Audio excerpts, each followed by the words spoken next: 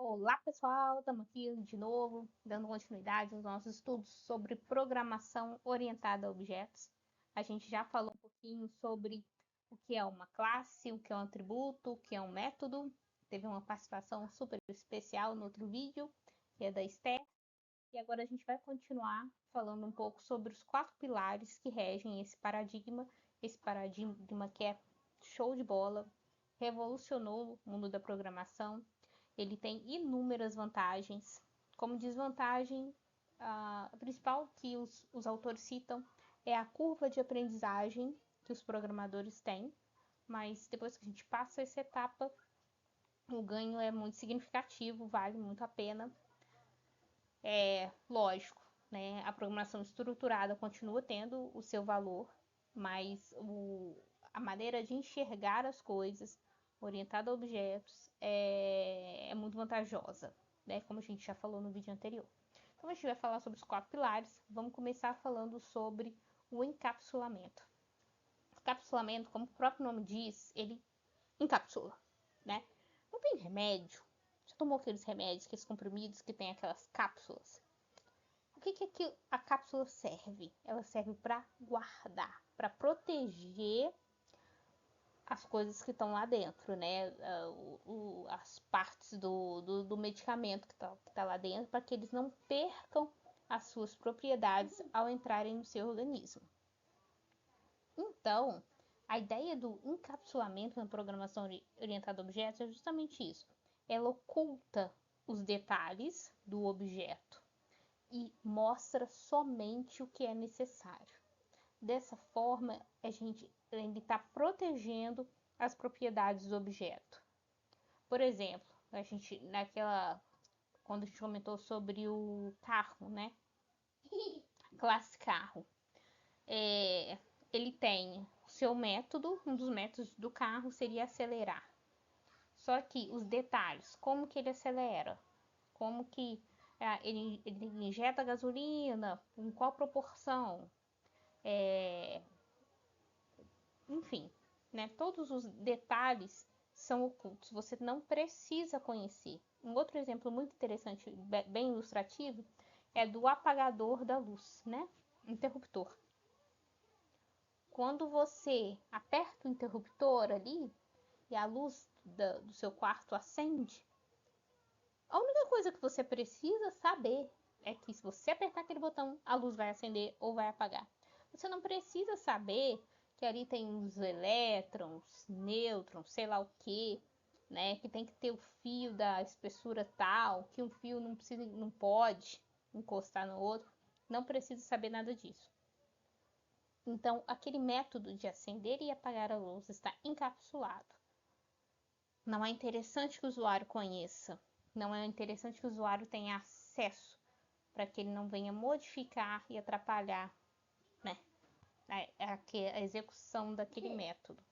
E é bom também porque caso o método, né, já voltando no caso da programação mesmo, ele precise ter alguma manutenção, alguma modificação, alguma melhoria, ele estando encapsulado, qualquer benfeitoria ou mudança que a gente fizer ali dentro, não vai ter, não vai surtir, não vai influenciar todo o resto do programa. Isso facilita muito a questão da modularização, da manutenção do sistema, porque o que o resto do programa vai fazer?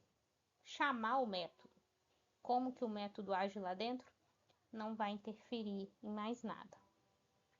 Outra característica importante que a gente vai falar também, outro pilar da programação orientada a objetos é a herança. Como a gente sabe, a palavra herança, né, vem de herdar. Então, significa que uma classe ela pode ser herdeira de outras classes, né? Outras classes podem também, o inverso, né, herdar suas propriedades. Nós podemos ter aqui, voltando para a parte do carro, né?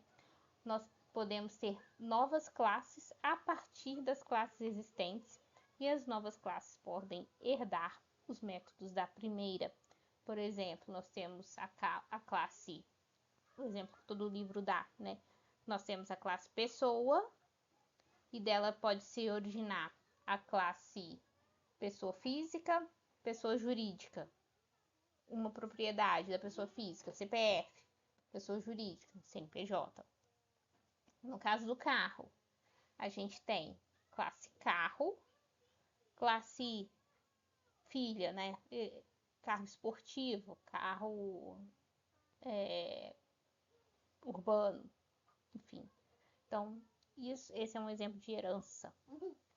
Agora, outra parte muito legal também, que às vezes a gente demora um pouco para compreender na hora que a gente está aprendendo, é o polimorfismo, que ele permite que os objetos de diferentes classes sejam tratados da mesma forma. Ou ainda, permite que você consiga modificar os métodos em diferentes classes. Voltando, um exemplo aqui de classe de animal. Um animal tem um método que é emitir som. Só que todo animal emite o mesmo som? Não. O cachorro, quando eu for instanciar, quando eu for usar da herança e criar minha subclasse, cachorro, que criei minha subclasse, gato, são subclasses diferentes que herdaram o mesmo método da classe mãe, que é emitir som. Só que na hora que eu for programar o método, adaptar esse método, emitir som para cada subclasse, eu vou fazer uma adaptação. A classe cachorro, subclasse cachorro, ao executar o método emitir som, vai falar au. Já a classe gato vai emitir o som miau, né? Então, quando eu faço isso, eu já estou praticando o polimorfismo. É o mesmo método, né? Só que ele é tratado de uma maneira específica em cada classe. Só que os objetos de diferentes classes podem utilizar o mesmo método. Agora, vamos falar sobre a parte da abstração. Eu acho que é uma parte mais tranquila, que é você ignorar os detalhes e se ligar nas características essenciais daquele objeto. No nosso caso, se estivéssemos programando a classe animal, eu teria que não poderia pensar em todas as particularidades de um animal. No caso de uma programação, eu me ateria apenas naqueles detalhes que seriam essenciais para que eu fizesse aquele programa rodar e que simulasse um animal. Não precisaria levar em consideração composição física, composição química, sei lá, do animal.